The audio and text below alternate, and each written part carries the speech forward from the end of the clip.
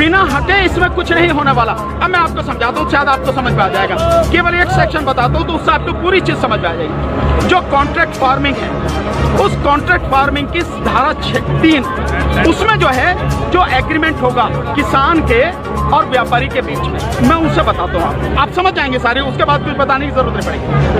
उस धारा 3 में लिखा है कि किसान के और व्यापारी के बीच में जो एग्रीमेंट होगा उसमें यह लिखा जाएगा, नंबर 1, किसान को अपनी जमीन पर कौन सी फसल उगानी है। नंबर 2, उस फसल का ग्रेड क्या होगा, स्टैंडर्ड क्या होगा और उसकी क्वालिटी क्या होगा। नंबर 3, उस फसल को उगाने के लिए जो बीज होगा, जो खाद होगा, जो कीटनाशक होंगे, जो मशीनरी होगी, जो तकनीक होगी, उसे वो व्यापारी जिसके साथ समझौता हो रहा वो देगा। इसके बाद उसी एग्रीमेंट में लिखा जाएगा इसकी कीमत क्या होगी। जो फसल उगाएगा, जब फसल पक के तैयार हो जाएगी तो किस कीमत पर व्यापारी खरीदेगा, ये भी लिखा जाएगा। साथ में ये भी लिखा जाएगा कि इस फसल की कितनी बार चेकिंग होगी, तो बोते समय, फसल जब बढ़ रही होगी उस समय, और जब फसल कट के व्यापारी खरीदेगा उस समय 3 समय उसकी चेकिंग होगी। अब मैं आपको समझाता हूँ, एक बहुत मोटे से उदाहरण से समझो। ये मानिए कि इसके कानून के हिसाब से पूरे देश की जमीन, पूरे देश की जो किसानों के पास जमीन है उसका जो व्यापारी हैं उनसे एग्रीमेंट हो गया। व्यापारियों से एग्रीमेंट होने के बाद सारी जो फसल है वो कहाँ जाएगी, व्यापारी के घर में।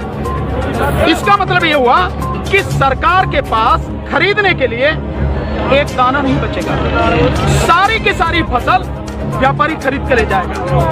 और व्यापारी कितनी फसल खरीद सकता है, पहले उस पर प्रतिबंध था, अब इसेंशियल कमोडिटीज एक्ट यानी आवश्यक वस्तु अधिनियम से वो बैरिकेड हटा दी गई। यानी कि जो एक लगा रखा था बैरियर कि इससे ज्यादा नहीं कर सकते, लिमिट लगा रखी थी, लिमिट वो खत्म कर दी। इसका मतलब व्यापारी जितनी चाहे फसल खरीद के अपने गोदाम में रख सकता है। अब मानिए कि जब पूरी फसल किसान से व्यापारी के घर चली गई तो अब थोड़ा सा पीछे आइए। 2013 में इस सरकार ने, संसद ने एक कानून बनाया था इस देश के गरीब लोगों के लिए, 82 करोड़ गरीब लोगों के लिए नेशनल फूड सिक्योरिटी एक्ट यानी राष्ट्रीय खाद्य सुरक्षा कानून। उसके तहत 82 करोड़ लोगों को 3 रुपए किलो चावल, 2 रुपए किलो गेहूं और 1 रुपए किलो मोटा अनाज देना था। अब मैं आपसे सवाल पूछता हूं, अब समझे आप कुछ। जब सारा अनाज व्यापारियों के पास चला गया, सरकार के पास कुछ नहीं है, तो सरकार इन 82 करोड़ लोगों को कहां से अनाज लाएगी, पहले तो ये बताओ। इसका मतलब जो 82 करोड़ गरीब सरकारी मदद पर निर्भर था वो खत्म हो गया। मतलब आप कह रहे हैं कि किसानों के खिलाफ बिल है, किसानों की भलाई की बात कर रहे हैं, पर किसानों के खिलाफ लोग समझ रहे हैं नहीं, ये पूरे देश के खिलाफ है। 82 करोड़ गरीब खत्म, देश में 5 लाख जो राशन की दुकानें हैं खत्म, 5 लाख राशन की दुकानों में कुछ रोजगार भी मिलता होगा खत्म। अब इसके बाद अब आ जाइए कि जब किसान को सारी चीजें, जो खाद भी है, बीज भी है, कीटनाशक भी है, मशीनरी भी है, तकनीक भी है, वो व्यापारी जिससे समझौता हुआ वही देगा। तो जो व्यापारी ये काम करते हैं, कोई खाद बेचता है, कोई बीज बेचता है, कोई मशीन बेचता है, कोई जो पेस्टिसाइड बेचता है, वो व्यापारी खत्म। तो आपने व्यापारी खत्म कर दिए, गरीब मजदूर खत्म कर दिए, और किसान को आपने बंधक बना दिया, मजदूर बना दिया, गुलाम बना दिया। कैसे? अब मैं बताता हूँ। जब किसान की जमीन पर एग्रीमेंट हो गया तो किसान चाहकर भी अपनी जमीन से एक भुट्टा, माना मक्का बोई हुई है, मक्का से एक भुट्टा तोड़ के नहीं खा सकता। आज की तारीख में तो जाओ, मक्का से एक नहीं 10, 20, 50 जितने भुट्टे तोड़ के खाने खाओ, खूब सेक के, है नहीं है, रिश्तेदारों को भी ले जाओ। साथ में गन्ना अगर बो रखा है, एक गन्ना नहीं खा सकता। क्यों? क्योंकि व्यापारी से समझौता है। अगर एक गन्ना टूट लिया तो फिर उसके बाद में व्यापारी लड़ते रहो आप, एसडीएम के यहाँ, एडीएम के यहाँ, हो गया ना।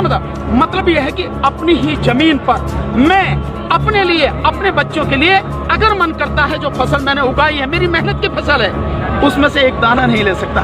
ऐसे कानून का क्या करूंगा मैं?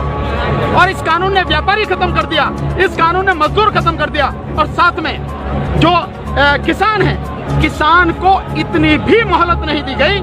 आज की तारीख में तो किसान किसी भी जगह से दूर से जाके यहाँ से ठीक नहीं मिला तो वहाँ से ले ले, वहाँ नहीं मिला तो वहाँ से ले ले, यहाँ से कम में मिला तो यहाँ से ले ले। खाद है, बीज अपनी मर्जी से ले सकता, इसके बाद नहीं, इसके बाद तो व्यापारी ही देगा। इसका मतलब ये हुआ कि चंद व्यापारियों के हाथ में पूरा देश जाने वाला। और जब व्यापारी के साथ में समझौता हो गया तो कोई बैंक भी किसान को लोन नहीं देगा, कोई भी बैंक। इसका मतलब ये हुआ कि अगर उसे पैसा चाहिए किससे लेगा? एक ही रास्ता बचा, उस व्यापारी से। तो सरकार कहती है ना कि जमीन नहीं जाएगी, ऐसे जाएगी जमीन। उसी व्यापारी से जब वो कर्जा लेगा, धीरे धीरे कर्जा बढ़ता चला जाएगा, और कर्जा बढ़ता चला जाएगा, व्यापारी का ब्याज बढ़ता चला जाएगा।